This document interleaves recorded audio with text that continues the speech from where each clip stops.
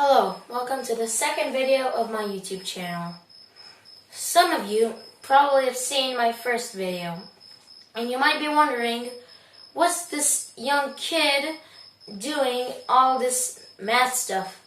So, I'm going to talk a little bit about myself before we get into the math. So, I am Ethan Greenside. I'm 12 years old. I'm in 8th grade and I'm from Israel. And after watching many math YouTube channels, I decided to open my own, and this is the second video. So now, let's get to the maths. So today, we'll prove Euler's identity. E to the I theta is equal to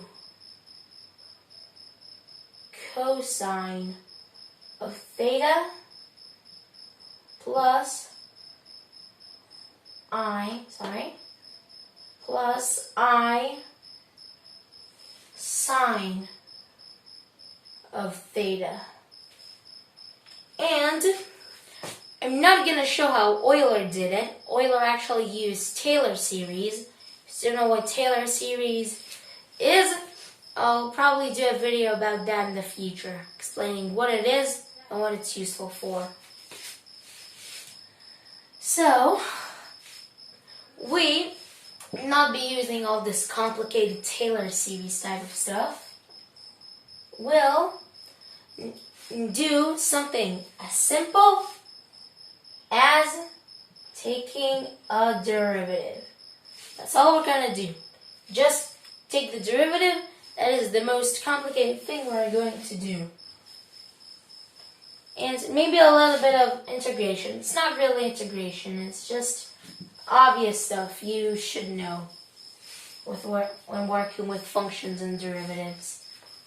So, looking at this formula, we might want to multiply both sides by e to the negative I theta, because then when we multiply e to the negative I theta on both sides,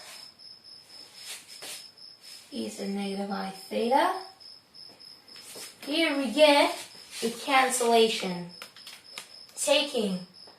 So this times this is going to be just e to the 0. Because those are going to cancel out, which is just 1.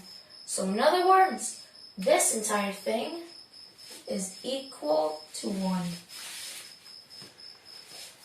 Now, let me write that down bigger. Okay, so it's 1. Now, looking at that, you might be thinking about considering the function f of theta, or we'll consider f of x, since we usually work with x when we're talking about functions. About this, and maybe taking the derivative, and it might do something. So, let's consider f of x being, so just this, let me write that down, let me write big, sorry. So, consider f of x, and we'll just switch the theta here with x. So, we'll consider, so f of x is going to be cosine of x plus I sine of x times e to the negative ix. Now, this is already starting the proof. So, I'm going to do, actually write it a bit bigger, sorry.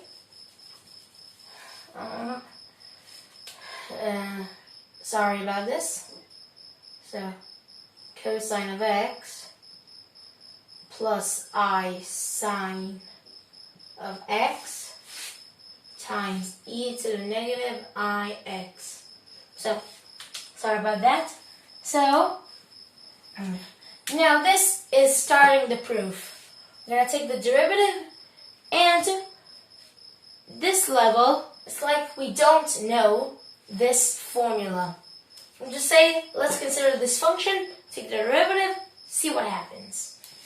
So, that's what we're going to do. So, df over dx, so taking the derivative of this, will be, we'll use the product rule. So the derivative of this times this, plus the derivative of this times this. So let's do that. It's going to be this. First part is going to be this, e to the negative ix, and then times, I'm big, so I'm going to write that down bigger. So e to the negative ix times, now let's see what's the derivative of this. If we know trigonometric functions, it's going to be pretty easy. The derivative of cosine x is negative sine x. And the derivative of I sine x is I cosine x, since just the derivative of sine is cosine. So plus I cosine x. This is just the first part.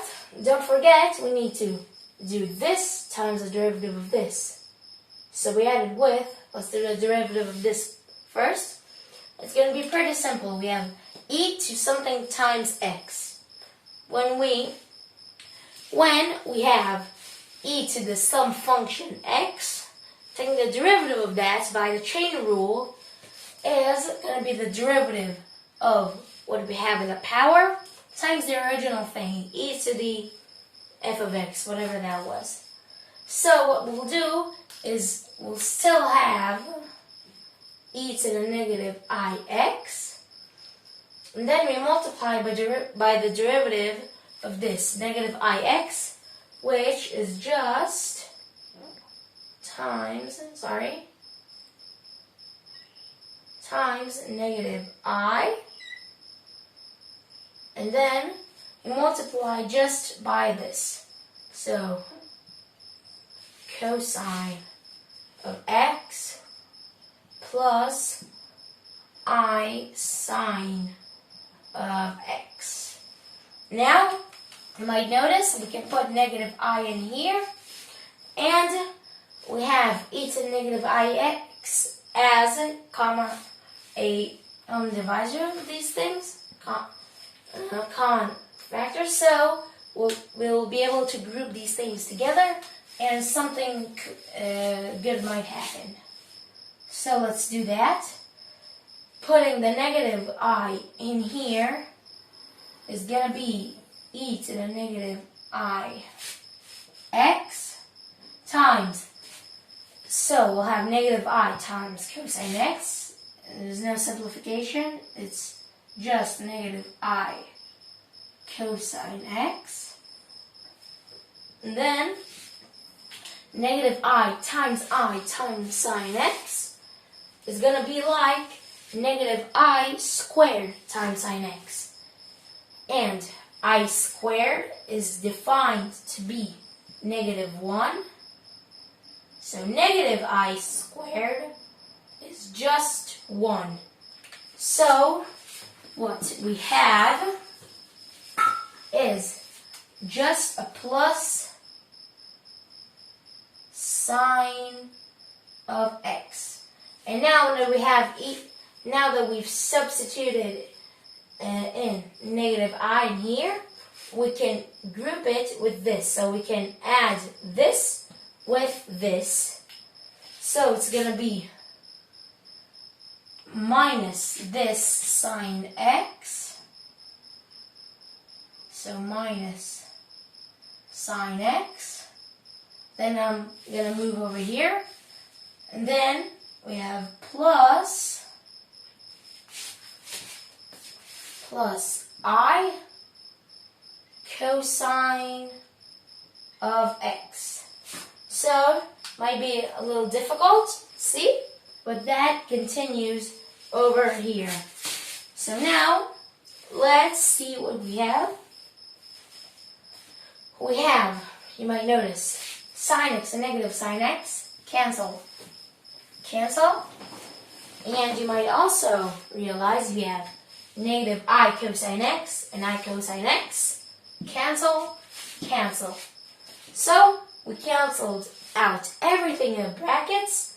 So, all we have left in the brackets is just 0. Everything canceled out.